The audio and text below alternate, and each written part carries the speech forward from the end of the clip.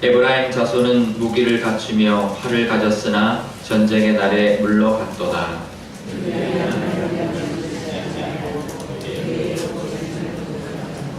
여호와께서 행하신 것과 그들에게 보이신 그의 기이한 일을 잊었도다.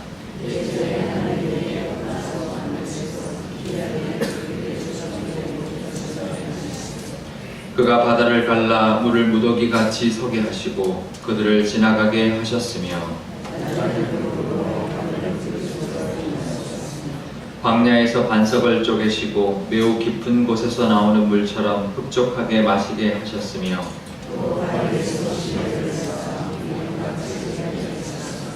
그들은 계속해서 하나님께 범죄하여 메마른 땅에서 지전자를 배반하였도다.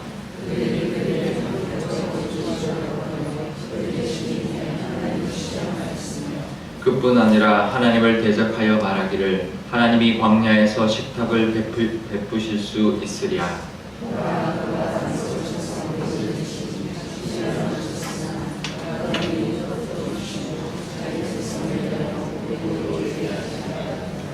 그러므로 여호와께서 듣고 노하셨으며 야곱에게 불같이 노하셨고 또한 이스라엘에게 진노가 불타올랐으니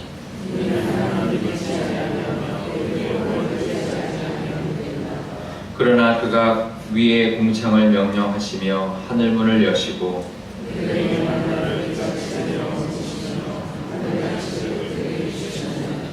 사람이 힘센 자의 떡을 먹었으며 그가 음식을 그들에게 충족히 주셨도다.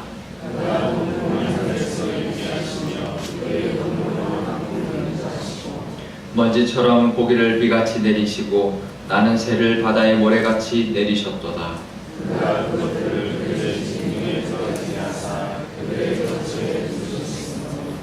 그들이 먹고 심히 배불렀나니 하나님이 그들의 원대로 그들에게 주셨도다.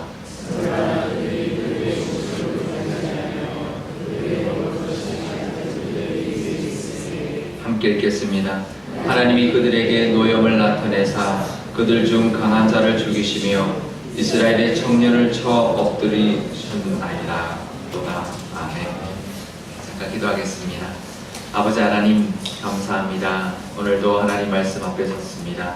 이스라엘 백성들이 하나님의 그렇게 많은 기적과 많은 은혜를 베풀었지만 여전히 하나님을 불신하고 하나님을 말씀에 순종하지 않으므로 정말 어려움을 당했고 또 북이스라엘은 멸망을 당했습니다.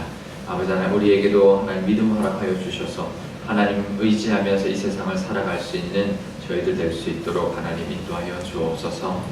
감사드리며 예수님의 이름으로 기도드리옵나이다. 아멘. 네, 불평도 습관이라는 말이 있습니다. 이제 불평이 이제 습관처럼 습관적으로 불평한다는 뜻이죠. 그래서 그런 사람은 천국 가면 어떨까요? 좋다 그럴까요? 그런 사람은 천국 가도 불평한대요. 왜 이렇게 심심해? 지옥이 오래 뜨끈뜨끈하고 시끌시끌하고 더 좋을 것 같다. 이제 그럴 수도 있겠죠. 그러니까 우리가 불평이 저절로 계속 하다 보면 습관이 되고 계속 습관적으로 나오는 것이 불평인데요. 그럼 반대로 감사도 습관일까요? 감사는 훈련인 것 같아요. 습관이라기보다는 의지적으로 계속 하나님께 감사하고 또 하나님 기억하고 의지적으로 기억하고 하나님께 감사를 해야 되는 것이 감사다라는 생각을 하게 되었습니다. 저절로 안 되는 것이고요. 우리가 늘 감사해야 되는데 그렇기 때문에 하나님께서 명령하시는 거죠. 범사에 감사해라. 또 항상 기뻐해라. 안 되니까 하는 거죠. 그 말씀을 하고 계시는데요. 우리도 이제 우리가 항상 기뻐하고 감사할 수 있는 것, 그것은 하나님의 은혜를 돌아보는 것입니다. 하나님의 은혜를 기억하고 돌아볼 때 우리에게는 늘 감사가 있고 늘 기쁨이 우리에게 있는데 오늘 시편 78편의 본문은 출애굽 때 있었던 일을 돌아보는 것입니다. 9절에서 11절을 보면 이런 말씀이 나옵니다. 에브라임 자손이 무기를 갖추고 활을 가졌으나 전쟁 날에 물러갔다. 북이스라엘을 말하는데요. 에브라임 족속은 에브라임 지파는 북이스라엘의 가장 강성했던 대표적인 지파였습니다. 에브라임이라는 뜻이 강성하다, 창성하다는 뜻이거든요. 그래서 그 이름대로 북이스라엘에서 가장 강성한 지파였지만 그래서 사마리아라는 그 수도에 살았지만 결국 무기도 있고 활을 가졌다. 하지만 전쟁에서 졌다라고 말을 하는데요. 우리가 번역에는 그냥 무기도 있고 활도 가졌다. 뭐 그럴 수 있죠. 무기도 있고 활을 가졌지만 질 수 있습니다. 근데 원래 원어를 보면은요, 최상급을 쓰고 있어요. 가장 좋은 무기를 가졌고 최상의 군사들을 가졌으나 전쟁에서 패했다라는 것입니다. 우리가 인생을 살아갈 때 모든 걸 갖추고 제일 좋은 걸 갖춘다고 늘 승리하며 사는 게 아니라는 거죠. 어제 수요 예배 때도 마찬가지인데요. 승리케 하시는 하나님을 의지할 때만 우리가 이 세상을 승리하며 살아갑니다. 무기가 좋고 군사가 좋다고 이 세상을 승리하며 사는 게 아니라는 것을 우리가 꼭 기억하실 수 있기를 바랍니다. 그러면 왜 멸망했을까? 다 무기도 있고 나라도 부강했고 그만큼 군사력도 있었는데 왜 멸망했을까? 10절과 11절에 나오는데요. 언약과 율법을 지키지 않고 싫어하고 거절했다라는 거죠. 하나님의 말씀을 거절했습니다. 하나님을 대적한 거죠. 하나님을 우리 앞에 두지 않았던 것이고요. 그 다음에 11절은 하나님이 행하신 것과 기이한 일을 잊었다. 하나님이 행해 주신 그 은혜를 잊은 거죠.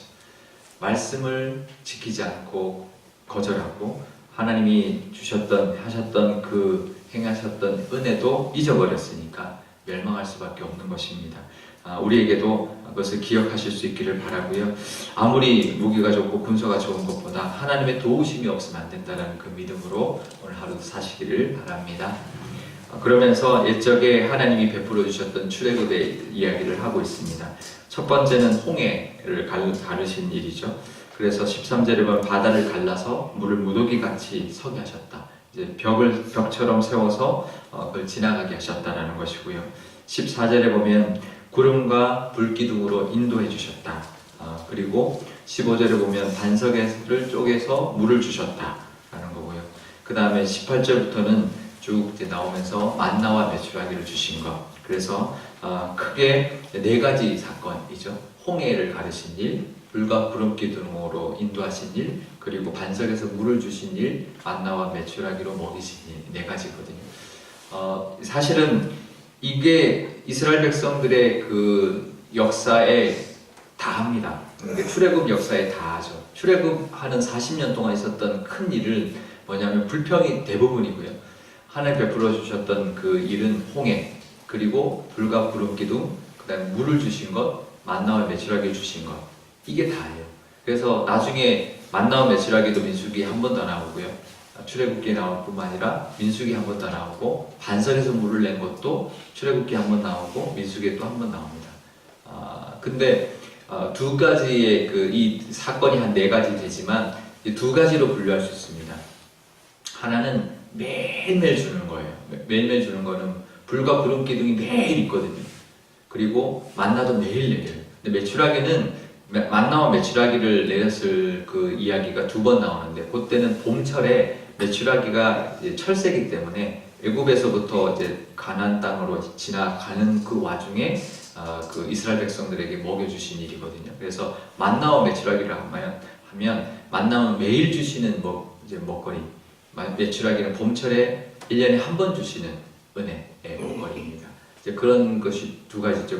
반석의 물도요, 그 40년 동안 딱 2번밖에 안 줍니다. 하나님이 2번 주셨던 그 때에 맞게 주는 은혜가 있고요. 매일매일 부어주는 이제 이슬처럼 내리는 우리 만나 같은 은혜가 있고, 불과 구름기둥으로 매일 인도하신 하나님의 은혜가 있다는 것을 우리가 기억해야 하는데요. 그것이 출애굽기에 있는 그 출애굽 그 사건 가운데 가장 핵심적인 사건들이죠. 나머지는 그럼에도 불구하고 눈에 보이는 불기둥과 구름기둥, 그리고 매일 주는 만나가 있음에도 불구하고 하나님을 불신하고 불평불만하는 것이 이스라엘의 모습입니다. 이스라엘 이 성경에 보면 믿음으로 살았던 사람들의 모습보다는 믿음으로 살지 않았던 사람들의 모습들이 더 많이 나옵니다. 반면교사를 삼아야 되죠.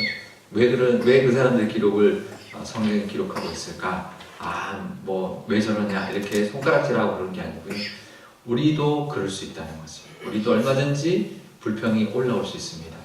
불평이 올라오는데요. 그 불평이 결국은 불신으로 나오는데, 그 불신이 뭐라고 나오냐면 반석에서 물을 내시고 난 다음에 그 다음에 뭐라고 이야기하냐면 계속해서 17절에 계속해서 하나님께 범죄하였고, 그리고는 19절과 20절에 보면 하나님이 반석에서 물을 내셨는데 광야에서 식탁을 베풀 수 있느냐, 그리고 20절에 보면 우리에게 떡도 주시고 고기도 주실 수 있느냐라고 불신한 거죠.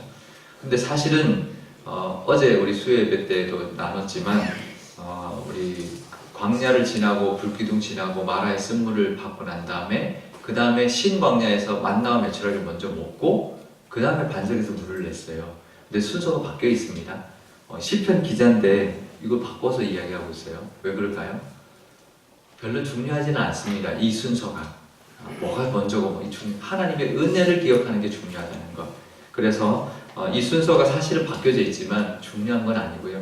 하나님 베풀어 주셨던 은혜를 기억하라는 것, 그것을 잊어버리고 불평하지 말라는 것이 더 중요한 것이죠. 그러니까 불신한 거죠, 하나님을. 근데 왜 불신했을까? 그 불신의 원인이 나오는데요. 우리가 왜 하나님을 불신하고 불평할까요? 욕심 때문에, 욕심. 18절에 나옵니다. 그들의 탐욕대로 음식을 구했다. 그래서 하나님이 그 음식을 구했지만 하나님이 그것을 나무라시고 진노하셨거든요. 그런데 주셨어요. 만나도 주시고 메추라기도 주셨어요. 불평한 사람들에게 주셨어요. 물 없다고 불평한 사람들에게 하나님 또 물을 주셨고요. 먹을 거 없다고 불평한 사람들에게 또 주셨어요. 그런데 그 만나와 메추라기를 먹는 그 사람들이 또 욕심을 냅니다. 그래서 30절에 보면 그들이 또 욕심을 버리지 않았다. 그래서 결국은 그 사람들이 불평하던 사람들은 다 또 죽임을 당했거든요. 그러니까 우리가 우리 속에 있는 욕심을 잘 다스려야만 감사를 할 수 있습니다. 욕심을 다스려야 하나님의 은혜가 보이고 그 하나님의 은혜가 기억나서 하나님께 감사할 수 있는데요. 우리가 불신할 수 있는 우리의 모든 원인은 다 가지고 있습니다. 왜냐하면 우리 속에는 원죄가 있기 때문에 늘 욕심이 올라오거든요. 그러면 또 하나님을 의심하게 되고 또 하나님의 은혜를 잊어버리는데요.